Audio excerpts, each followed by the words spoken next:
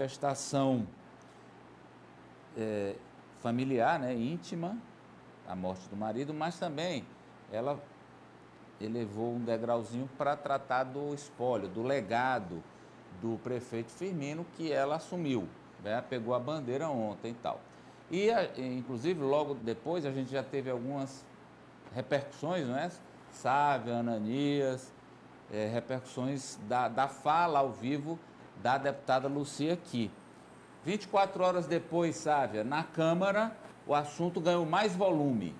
Ganhou mais volume. Amadeu, é o assunto que domina, de fato, os vereadores. Eles me falaram informalmente, claro, porque não querem, nesse momento, fazer um contraponto direto com a ex-primeira-dama, com a deputada Lucy, mas, inclusive, vereadores que foram muito ligados à gestão de Firmino, de que não era o momento adequado. Esse tipo de discussão, os jornalistas podem fazer, porque é o nosso trabalho, os políticos falam nos bastidores, mas publicamente, com o corpo ainda não tinha nem sido enterrado, acreditam que não foi algo que contribua, de fato, para a memória do Firmino, nem é algo que o Firmino gostaria que tivesse sido feito. Né? Inclusive, a Sávia gravou com alguns, tem aqui Dudu, Enzo, Evandro, começamos Isso. Por onde? A gente começa com o Enzo, que ele fala diretamente sobre o legado. Tá, Enzo Samuel.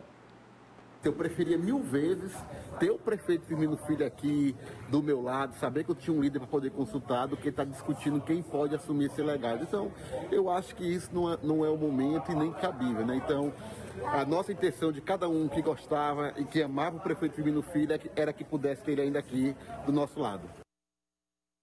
Mas ele deixou claro aí, né? Deixou claro. Incabível. Não citou nenhum nome, mas deixou claro. Deixou claro que é incabível, né, essa discussão de legado, pelo menos publicamente, né? O vereador Evandro também se manifestou, sabe? Se manifestou, inclusive lembrando muitas pessoas que não votaram no Firmino, que de fato foram adversários, mas que prestaram homenagens muito respeitosas. Vamos lá.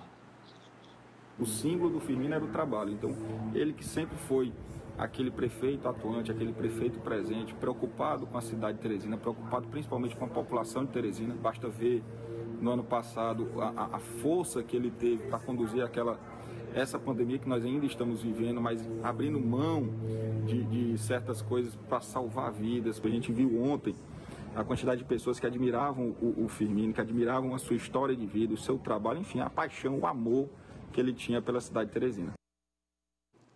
Sávia? E tem um comentário também do vereador Dudu, que me chamou muito a atenção, porque, Amadeu, na internet, mas não só na internet, os próprios políticos comentam muitas especulações, muita teoria da conspiração, inclusive adentrando na vida pessoal que ninguém sabe e nem é direito de ninguém estar falando nesse momento. E o vereador Dudu, que foi um ferrenho adversário, tudo precisa de contexto, esse contexto é muito importante. Ele Dudu pediu respeito. Pediu respeito. Mais divergências que a gente tem tido, por mais debate e embates acalorados que tivemos nesses últimos 8 anos da sua gestão, mas nós sempre tratamos a coisa no nível das ideias, no nível das gestões. Então, o prefeito Firmino deixa, sim, uma história belíssima, rápida, sua passagem pela nossa terra aqui rápida, que aos 57 anos, ainda muito jovem, que contribui muito. Mas os desígnios de Deus a gente não questiona. O fato é que ainda vai demorar muito tempo para que o povo de Teresina assimile não ter mais uma pessoa como o prefeito Firmino, que contribuiu muito com essa história dessa cidade. Sabe, pelo que... Aí, então, a fala importante do vereador Dudu. Agora, do que você falou, sabe, eu fiquei pensando aqui. Quer dizer que há pessoas tentando sondar o insondável? Tem, Amadeu, tem muita gente e, assim, é um desrespeito à família. Eu acho que a gente precisa aprender mesmo a lidar com a morte, né? Todos estamos sujeitos, passíveis. Numa tragédia como essa, muita gente tenta encontrar uma explicação, mas acho que não cabe. Nesse momento é mais relembrar a história, justamente aquilo que ficou de positivo, do que realmente criar todo tipo de teoria e de especulação. Pois é, e repito, querer sondar o que é insondável, que é a mente, a alma do ser humano. Mas agora vamos falar aí da questão da política aí, do Enzo, do Evandro e tal. Então, Farol, Sim. não repercutiu bem a antecipação aí da questão política, é isso? Não repercutiu bem na Câmara, sabe? Trouxe bem isso, esse choque, na verdade. Muitos deles assistiram ao Jogo do Poder e ficaram chocados. Repercutiu muito bem no Ninho Progressista. Entre o senador Ciro Nogueira, o presidente Júlio Arcoverde, tá vendo como é a política? Portela. É bom para uns, ruim para outros. Eles acharam que, sim, ela poderia ter legitimidade para se posicionar, sabe? Eu trouxe um ponto importante, que é esse zum de rede social. Eu conversei com alguns progressistas que veem nisso uma tentativa de deslegitimar a viúva como herdeira política do seu marido. Já se espalharam histórias de que eles estavam separados. Não estavam num apartamento que fica no mesmo condomínio onde mora a filha casada do prefeito, em outro apartamento. Então, esse tipo de história, segundo a avaliação do grupo lá progressista, procura deslegitimar. Agora, houve um choque, esse choque que a Sávia trouxe aqui dos vereadores, de muitos ouvintes e telespectadores também, que não imaginavam que naquele momento ela fosse falar de política. Aí eu trago uma última informação, que é o seguinte: eu conversei com algumas pessoas que estavam do lado dela dando amparo, e alguém resolveu mostrar para ela viu também a repercussão nas redes sociais exatamente desses boatos, a repercussão desse disse-me-disse, dessas fofocas, e isso a abalou ainda mais. Ela tinha tomado calmante, estava sob efeito de remédio, por isso que aquela reação dela na frente da prefeitura, de praticamente gritar, falando, nós precisamos levar adiante o legado de Firmino, já foi uma reação também a esse conteúdo tóxico que chegou até ela, Matheus. Sim. Pois não, Ananias? Eu creio que é preciso levar em conta, Amadeu, todo esse contexto da deputada Lucy, que de fato enfrenta ainda um momento de muita dificuldade, certamente à base de remédios, mostrou muita força ao participar de todos os atos, sempre presente, sempre ao lado do corpo de Firmino Filho, e de fato há emocionalmente esse abalo muito claro, e essas provocações de fato aconteceram, e a reação foi imediata, na frente da prefeitura, dizer que na gestão Firmino ninguém morreu por falta de leito, mais à frente, no próprio velório, no cemitério, falar sobre o legado de Firmino e a sua referência para a cidade, e num ponto a mais, uma dose a mais, eu diria, uma colocação fora da curva, falou-se de partido, falou-se de base eleitoral.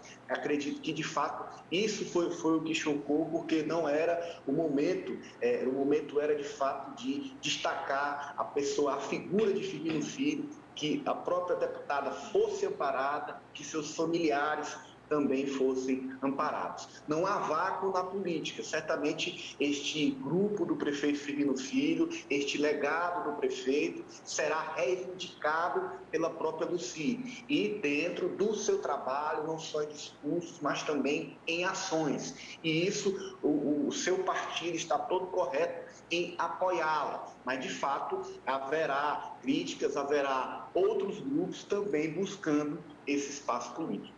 E é como o Ari pontuou aí, depois da fala da Sávia e dos vereadores. Quer dizer, como o Ananias disse que não fica o vácuo, essa ocupação ela é feita naturalmente. É lei da gravidade, ela é feita. Se chegar atrasado, já era. Apoliana, rapidamente, por favor. Amadeu, 2 pontos. Primeiro, eu vejo que a dona Lucy está sendo julgada por uma fala no momento de extrema fragilidade, né? A gente viu ali como ela estava abalada, e eu acho que esse julgamento por uma situação dessa, porque às vezes a pessoa fala até mesmo de forma inconsciente, Amadeu, mas inconsciente ou não, acredito que a deputada tem sim legitimidade para falar, para assumir esse legado político do prefeito Firmino. Ela está nesse espaço e impede, inclusive, que esse vácuo seja ocupado por algumas pessoas que não têm essa legitimidade. Então, eu acho que ela demarca território sim, está sendo julgada injustamente por um momento de fragilidade. Olha aí, tá vendo como é que é? Professor Farol, isso aí foi com você, professor Farol. Comigo? Tudo bem, a culpa é da imprensa. Ah, sempre. Juliana, por falar em Farol, ele está trazendo aí um print do governador nas redes sociais. A informação importante, Farol, informação importante. Vamos ver se essa vacinação anda para a gente poder atualizar, mostrar o vacinômetro muito mais adiantado, né? Isso, olha aí, ó. Ele botou o seguinte, essa daí é a segunda postagem, Ju, eu posso começar pela anterior, são duas. Eu acho que o senhor só enviou uma para ela, Pronto, não? pois mas vamos lá, eu posso Como ler o senhor aqui? só encaminhou uma, a Ju ainda não tem esse dom. Muito bem, Amarelo. Mas ela encontrou, ela localizou, ela foi atrás. Vamos lá. Vai. Uma boa notícia. Na madrugada desta sexta-feira, que é amanhã, o Piauí vai receber mais 60.050 doses de vacinas contra a Covid-19. Serão 28.800 da Coronavac e 32.250 da AstraZeneca, e a maior parte é destinada para a segunda dose. No entanto, os imunizantes da AstraZeneca serão para a complementação da segunda dose dos trabalhadores da saúde que receberam a vacina na primeira remessa em janeiro. E 16% da primeira dose da faixa etária de 65 a 69 anos. Seguimos firmes na luta contra a pandemia. A gente espera, então, que ande, porque atualmente está parado em 69, né? Aliás, A primeira dose. Tem um comentário ali da professora Elizabeth, ó. Ah, não. É isso. Da ex-candidata vereadora assim. Beth Cuscuz. Foi candidata a vereadora. O que ela diz aí, Ari? Ó. Pelo amor de Deus, governador, cadê as vacinas dos idosos de 67 anos? Parou para... vocês querem vacinar jornalistas, policiais, e nós idosos estamos no aguardo. Que eu falei aqui. Isso, a gente tinha discutido esse tema. Aliás, todo mundo chegou a um consenso, né, aqui. Sim. E é uma questão para explicar de novo, né? Vacina é assim, o governo federal manda para as secretarias de saúde dos estados e as secretarias dos estados reenviam para as secretarias dos municípios que, na ponta da linha, fazem efetivamente a vacinação. Correto, meu Farol? Corretíssimo. Umas vacinam mais rapidamente. A capital, por exemplo, tem vacinado mais rapidamente que muita cidade do interior. E aí tem algumas que não aplicaram, né? Porque é questão de logística também, né, Aria? E de atualização no sistema. Tem prefeitura que não tem nem uma boa internet para atualizar. Às vezes vacinou, mas ainda não comunicou que vacinou. Porque, olha, o Brasil, isso é preciso. Quando a coisa é boa, a gente tem que também falar. Poxa, o Brasil é um país fantástico na saúde, né? Com o SUS, graças ao SUS. Nós temos, Farol, 38 mil pontos de vacinação espalhados pelo país. É muita coisa. Amadeu, só contar rapidamente para a nossa audiência aqui. É bem rapidinho. Não, eu estou falando, Ari, porque... Para reforçar isso que você está dizendo. Eu sei, você vai já reforçar. Porque eu quero dizer, alguns países, tem gente que viaja para vacinar. Porque na cidade dele não tem e tal. Aqui não, aqui o sistema existe, né?